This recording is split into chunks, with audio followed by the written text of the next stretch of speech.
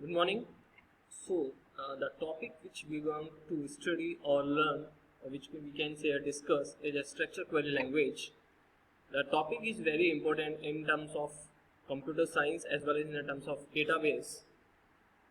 So, the content of this slide is first we will discuss about the database, then we will discuss about the RDBMS, then what is the SQL, and then various commands under SQL. Now, what is a database? A database is a collection of information that is organized so that it can be easily accessed, managed, and updated. So, we can say a database is a collection of interrelated data, or we can say it's a data structure that stores the organized information. First of all, we have to clear what is the difference between a data and an information. So, let's say Agra, it's a data, and if you say Agra is situated in Uttar Pradesh, so that is information. So means if Agra, if we process the data, it will become the information. So that is this is a basic difference between the data and the information. So if you say what is a database, suppose we have to store the database of the student. So in the student database, we have the information like student name, father name, mother name, date of birth, address. So that database will be stored in the organized manner and the digital format. Digital format means we will have to store the data in the computer, and computer understands digital language, that is 0 and 1. So this is basically a database. So we can say a database is a collection of interrelated data. Interrelated data means the data is related to each other. If we are saying a student database, so student name, father name, mother name, DOB, these are all interrelated. Okay, so if you are saying like student name, so student name will get the relevant father name, mother name, date of address, date of birth and address, and so on. In the next slide, we will see what is a basically relational database management system. So if we are going to study a system, management system, database management system, so that is, it is a software which is used to maintain the database. So it is a software which is used to maintain the database in form of computer or in the online manner. So what is a relational database management system? It is a database management system that stores the information or data in the tabular format. Tabular format means we have the rows and the columns. And various names, like suppose in the previous slide we have seen the various field names like student name, roll number, father name, mother name. These are designated in the columns and their values are designated in the rows. So in this example, we can see in the student database management system various field names like roll number, student name, father name, mother name, address are designated or written in the columns and their values are written in the columns.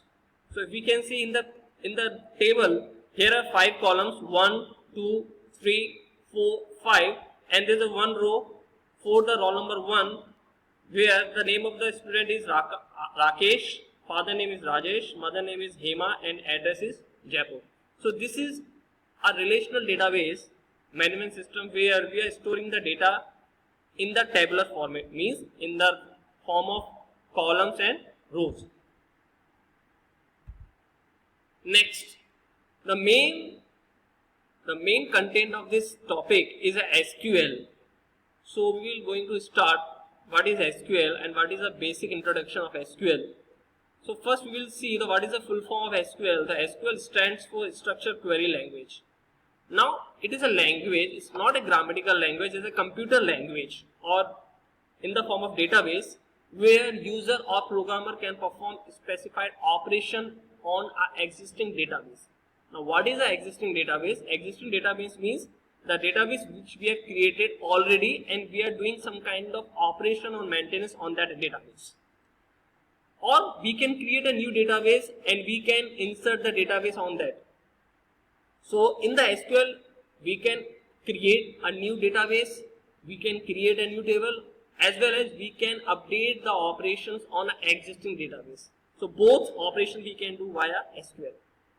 Now, SQL uses various commands to create and extract the needful information from the database in form of queries and statements. What it means, SQL uses various queries at commands. So as a user as a user, we will ask some queries, or we will write some queries or statement to get the extractable data from the database. Suppose in a student database, we have the information of 100 students, and we want information of only particular student. So we will use some commands, SQL commands, to extract the needful information, so that our time don't get wasted.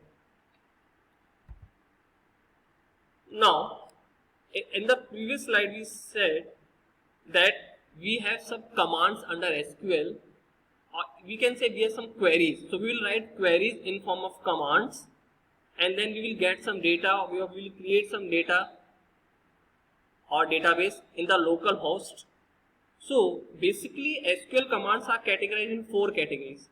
The first one is data definition language, second is data manipulation language, third is data control language, and fourth one is transaction control language.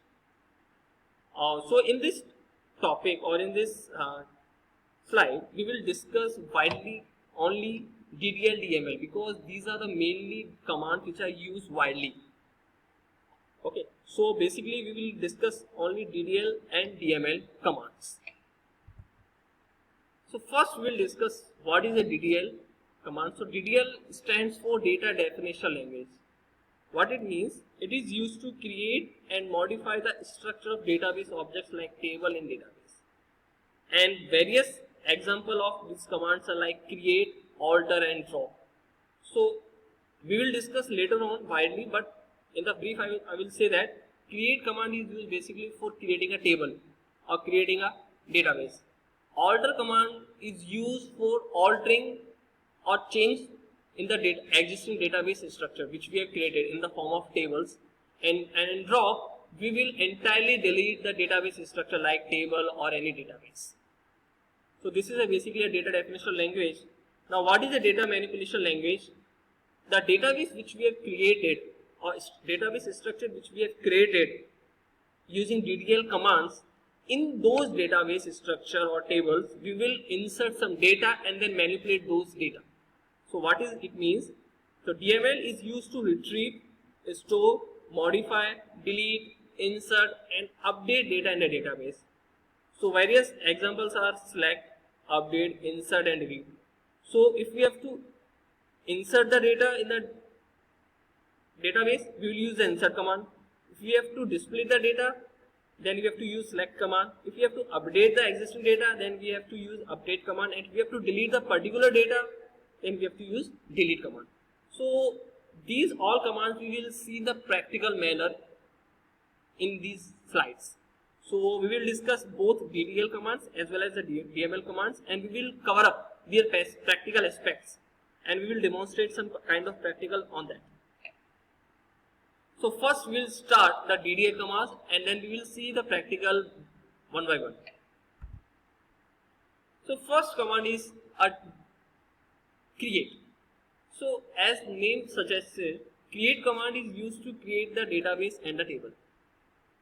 So for creating a table or database structure, we will write a query in the SQL. Okay. So first of all, before writing a query, we have to install a software named as MySQL command line client. So in the internet we can download easily. We will write MySQL command line client software and we will download easily, like 5.5 software. This is a version 5.5. So we will open the software.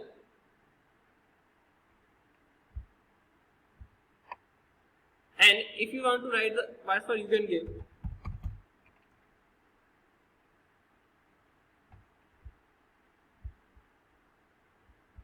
Okay, so I will write the password. So when you will see here MySQL prompt means you have entered in the MySQL command line client. Now, before creating a table, like this is a syntax for this is a syntax for creating a table, but before creating a table, we have to create a database. So for database, we will first insert or we will write a query that is create database, and then we have to give the name of the database, okay, for identification. So suppose I have given the name DBS, and every SQL query should be terminated by semicolon, otherwise it will raise an error. Okay, so before creating a table, first we will write a database, or we will create a database. For creating a database, the query will be create space database space the name of the database. The name of the database depends on you. You can give any name. I've given the DBS, and then I press enter. So here you can see the message is coming query OK, one refactored. When you are getting these kind of message like query OK, means you have written a successful query. Means your queries are OK, you can proceed. Okay. So means my database is created now, and the name of this database is DBS. Now again the second step is I have created a database, and now I have to open this database. So I will write the query use space the name of the database. The name of the database is DBS, and then again I will put semicolon and then press enter. So here the message is coming database change. It means you are entering into a database named as DBS, and now you can create a table. Okay, now what is the basic syntax of this create command? So first we will write create space table, then table name. Table name is depends upon you, like the database name, table name it varies. You can give any table name. Suppose we are creating a database of a student, or we are creating a table of students, so we can give a student. Or suppose we are creating a database of city, or we are creating a database of hospital management system, so we can give a table name like hospital. So it depends on user. Then table name, then bracket column 1. What is the, suppose we are storing we are creating a database of students, so we will write some like roll number, father name, mother name. So we will write some roll number, then type of this column. So roll number will store only integer value, so type will be only integer, and then size. What is the size? Suppose roll number is in 3 digits, 4 digits, so we will give the size like 3, 4. Then comma used for the separation of columns. Second column, suppose I will writing a student name. So the column 1, column 2, column 3, like these are various column. It is a column names which the user has to give. Okay, so it depends on the user. So column 2, suppose student name. What is the type? What the values in student name? So it is only characters. So I will give you the varchar. Type of this column is varchar. Size again the characters. Suppose name, maximum length of this name. Suppose I say 50. So size will be max size is 50. Then column 3 and so on column 4. So we will see this command using this. So I will write create table, then table name. So I will give the table name like student 1. So it depends on user. Then open bracket, first column roll number. I will say roll number store only integer value, so the type will be integer, and size I am giving suppose 5. Comma. Second column suppose student name. So I will write as name. As name is student name space. It will store only character values, so I will give varchar